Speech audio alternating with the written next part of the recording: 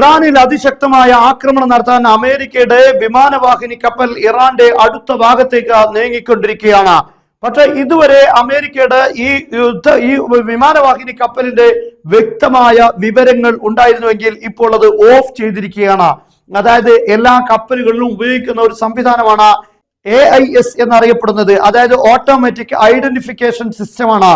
ഒരു കപ്പൽ എവിടെയാണ് ഉള്ളത് എന്ന് മനസ്സിലാക്കാൻ ഇത് പരിശോധിച്ചാൽ നമുക്ക് സാധിക്കും. അതുപോലെ തന്നെ എവിടെയൊക്കെയാണ് മറ്റു കപ്പലുകൾ ഉള്ളത്, അതായത് കപ്പലുകൾ തമ്മിൽ കൂട്ടിയിടിയില്ലാതിരിക്കാൻ മറ്റു കപ്പലുകൾ എവിടെയാണുള്ളത്, എത്ര ദൂരെയാണുള്ളത്, ഏത് ട്രാക്കിലാണുള്ളത്, ഇതൊക്കെ കൃത്യമായി മനസ്സിലാക്കാൻ സാധിക്കുന്ന ഒരു GPS സംവിധാനമാണ് ഓട്ടോമാറ്റിക് ഐഡന്റിഫിക്കേഷൻ സിസ്റ്റം എന്നറിയപ്പെടുന്നത്.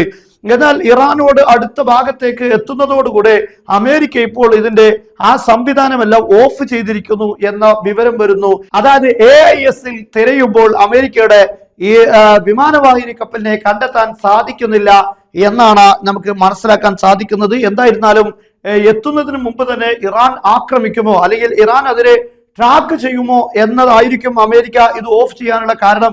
എന്തായാലും ഇറാനെ സംബന്ധിച്ചിടത്തോളം സാറ്റലൈറ്റുകളും മറ്റും ഉപയോഗിച്ച് ഇത് മനസ്സിലാക്കാൻ സാധിക്കും. എങ്കിൽ പോലും അത് കൂടുതൽ എളുപ്പമാകും എന്നതുകൊണ്ടാണോ അതല്ല GPS മറ്റുള്ള സംവിധാനങ്ങൾ തടസ്സപ്പെടുത്തിയത് കൊണ്ടാണോ എന്ന് വ്യക്തമല്ല. എന്തായിരുന്നാലും അമേരിക്കയുടെ വിമാനവാഹിനി കപ്പൽ ഇപ്പോൾ AIS-ൽ കണ്ടെത്താൻ സാധിക്കുന്നില്ല എന്നതാണ് ഏറ്റവും പുതിയ വിവരം. എന്തായിരുന്നാലും വലിയ രൂപത്തിലുള്ള സന്നാഹങ്ങളാണ് ഇപ്പോൾ മിഡിൽ ഈസ്റ്റിലേക്ക് അമേരിക്ക എത്തിച്ചുകൊണ്ടിരിക്കുന്നത്.